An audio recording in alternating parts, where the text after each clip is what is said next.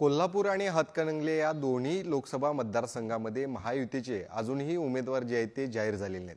खरं तर सध्या या ठिकाणी कोल्हापुरातून संजय मंडलिक यांनाच उमेदवारी पुन्हा एकदा मिळेल अशी शक्यता सध्या तरी व्यक्त होते। तर दुसरीकडे हातकणंगलेमधून धैर्यशील माने जे आहेत ते आपल्यालाच उमेदवारी पुन्हा एकदा मिळेल असं विश्वास व्यक्त करताना पाहायला मिळतात। मात्र अजूनही त्यांचंच तिकीट या ठिकाणी कापलं जाईल अशी चर्चा सुरू आहे। तर अनेकांच्या नावाची भाजपकडून देखील चर्चा गेल्या अनेक दिवसांपासून सुरू आहे। मात्र गेल्या अनेक दिवसांपासून ज्यांची नावाची देखील चर्चा सुरू आहे ते म्हणजे राहुल आवाडे, ते आपल्या सोबत सध्या आहेत। त्यांच्याकडून या संपूर्ण मतदारसंघाबाबत आपण माहिती जाणून घेणार आहोत। काय सांगाल? खरं तर अनेक दिवसांपासून हातकणंगलेच्या जागेसंदर्भात अनेक तर्कवितर्क लावले जात आहेत, अजूनही त्या ठिकाणी उमेदवारी जाहीर झालेली नाही। काय नेमकं इथं सुरू आहे हातकणंगले लोकसभा मतदारसंघामध्ये महायुतीमध्ये शिवसेना शिंदे गट, त्यानंतर फडणवीस साहेब, बीजेपी आणि राष्ट्रवादी शरद अजित पवार साहेबांची अशी युती आहे।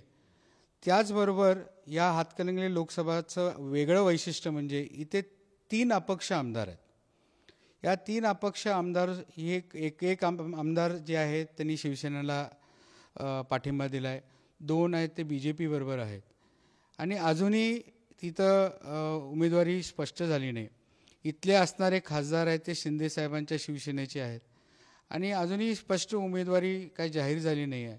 बीजेपीकडनं मी बीजेपीचा घटक पक्ष म्हणून बीजेपीकडनं माझी लोकसभा निवडणुकीची इच्छा आहे असंही मी त्यांना कळवलं आहे। खरं तर इच्छा अनेकांची या ठिकाणी व्यक्त झाली आहे, मात्र काही जणांची नावं जी आहेत ते आता समोर येताना पाहायला मिळत आहेत। आपण गेल्या अनेक दिवसांपासून या मतदारसंघामध्ये तयारी करत आहात। सध्या नेमकं वातावरण या ठिकाणी काय आहे? कारण अनेक दिवसांपासून तुमच्या देखील नावाची चर्चा। शेखर, मी अनेक दिवसापासून नाही, मी 15 वर्षापासून या लोकसभा मतदारसंघामध्ये मी फिरतोय। 15 वर्ष, 2009ला हा पहिल्यांदा नवीन लोकसभा मतदारसंघ तयार झाला, त्यावेळेपासून मी इलेक्शनला राहायची तयारी करतो। या भागाभागामध्ये प्रत्येक 6 तालुक्यामध्ये माझं नेटवर्क आहे। माझ्यावरती प्रेम करणारे माझे सहकारी मित्र आहेत, कार्यकर्ते आहेत आणि त्यावेळेपासून मी इलेक्शनला राहायचं माझं नियोजन होतं। परंतु काही कारणास्तव 3 वेळा मी थांबलो, परंतु आता यावेळी माझी थांबायची तयारी नाही आहे। मला इलेक्शन लढवायची आहे आणि मी बीजेपीकडं एक सहयोगी पक्ष बनून मी माझी उमेदवारी मागितली आहे। खरं तर काही चर्चा झालीत का अनेक वरिष्ठांपर्यंत? कारण अनेक राज्यामध्ये घडामोडी पाहतोय, अनेक जणांच्या उमेदवारी अद्यापही जाहीर त्या ठिकाणी झालेल्या नाहीत। तिढा जो आहे तो अनेक जागांवरती आहे। हातकणंगलेचा देखील तिढा त्या संदर्भात आहे असं वाटतंय? हो, 100%। कारण की एका बाजूला विद्यमान खासदार आहेत आणि एका बाजूला बीजेपीचा घटक पक्ष म्हणून मी त्या ठिकाणी मागितलं आहे आणि ह्याच्यामध्ये अजूनही चर्चा काय अजून झालेली दिसत नाही आहे। कुठल्याही प्रमुख नेत्यांना बोलवून घेतलं आहे आणि इथल्या महायुतीच्या उमेदवारीबद्दल काय चर्चा झाली अशी काय दिसत नाही आणि ह्याच्याबद्दल इथले असणारी स्थानिक नेतेसुद्धा अजूनही त्यांच्या मनामध्ये नाराजी आहे की अजूनही निर्णय घ्यायची वेळ आली। काल अजित पवार साहेबांनी त्यांनी एका प्रेस कॉन्फरन्समध्ये त्यांनी सांगितलं की आम्ही उद्या तिन्ही पक्ष जे CM साहेब आणि दोन्ही DCM साहेब दोघे एकत्र येऊन आम्ही उमेदवारी डिक्लेअर करणार आहे। परंतु हा निर्णयाची वेळ आली, परंतु अजूनही उमेदवारी डिक्लेअर झाले नाहीत। सगळ्या कार्यकर्त्यांच्यामध्ये नाराजी आहे, आमच्या गटामध्ये फार मोठी नाराजी आहे। आमच्या गटामधले आवाडे ताराणी पक्ष ह्याच्यामध्ये आम्हाला उमेदवारी मिळावी ही फार मोठी अपेक्षा आहे। कारण की आत्तापर्यंत बीजेपीला आम्ही वेळोवेळी मदतच करत आलो। मग स्थानिक कोल्हापूर जिल्ह्यातलं राजकारण असू दे नाहीतर राज्यातलं राजकारण असू दे, प्रत्येक वेळी बीजेपी बरोबर एक सहयोगी पक्ष म्हणून प्रामाणिकपणे आम्ही राहिलो आहे आणि आत्तापर्यंत काही मागितलं नाही आहे, कुठलंही पद मागितलं नाही आहे, कधी मिनिस्ट्री हा विषय आत्तापर्यंत कधी मागितला नाही। आता पहिल्यांदा मागतोय आणि अपेक्षा आहे की त्यांनी चांगल्या पद्धतीनं माझं काम बघून, माझं कार्य बघून 15 वर्ष हा मुलगा थांबला आहे आणि त्याचं नेटवर्क आहे। माननीय आमचे नेते प्रकाशअण्णा आवाडे हे इचलकरंजी विधानसभा मतदारसंघामधनं जिल्ह्यात सगळ्यात जास्त लीड 50,000चं लीड घेऊन 1,06,000 मतं, 52% मतदान झालेलं मतदान हे घेऊन अण्णा निवडून आलेत। हे इचलकरंजी विधानसभा पुरतं झालं। हातकणंगलेमध्ये आमचा जुना मतदारसंघ आहे, तिथं आमची मोठी ताकद आहे. शिरोळमध्ये आमच्या कारखान्याचं मोठं नेटवर्क आहे. 60-70% आमचा ऊस त्या शिरोळ तालुक्यामधनं येतोय. आमचं तिथले संचालक मंडळ मोठं आहे. मोठी ताकद 3-4 जिल्ह्यामध्ये आमची आहे. त्याचबरोबर कर्नाटकमध्ये सुद्धा आमचं नेटवर्क आहे कारखान्याचं. ही ताकद ही BJPला उपयोग होईल आणि त्या ताकदीच्या जोरावरती BJPकडनं आम्ही तिकीट मागतो. तर आपण एक आरोप देखील केलेला की आम्हाला कुठल्या चर्चेतच आता घेतलं जात नाही. काही दिवसांपूर्वी मुख्यमंत्री देखील कोल्हापुरात आले होते. त्यावेळी देखील काही आमदार त्यांना अपक्ष आमदार त्यांना भेटले ज्यांनी त्यांना पाठिंबा दिलाय.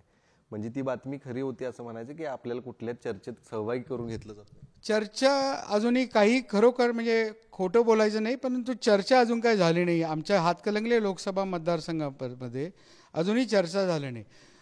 हातकणंगलेबरोबर कोल्हापूर लोकसभेचं मतदान आहे. इथं महायुतीचे बोललं जातं आहे की इथल्या महायुतीचे जे संभाव्य उमेदवार आहेत त्यांना बोलून घेतलं. तिथल्या कोल्हापूर लोकसभा मतदारसंघातल्या तिथल्या प्रमुख लोकांना नेते मंडळींना मुंबईत बोलून घेतले. इथली चर्चा या उमेदवाराबद्दल झाली आणि ते उमेदवार कामाला लागलेत असंही बोललं जाते. परंतु असं हातकणंगल्यामध्ये झालं आहे असं काही दिसत नाही. म्हणजे तुम्ही एकीकडे हे सगळे आरोप केले, मात्र दुसरीकडे आपण हे देखील म्हटलंय की आपण या लोकसभेसाठी इच्छुक आहे.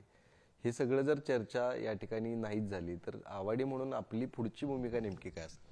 आवाडे म्हणून आमची भूमिका आमच्या कार्यकर्ते, आमचे प्रमुख नेते, सहयोगी या सगळ्यांच्याबरोबर बसून आम्हाला घ्यावं लागेल.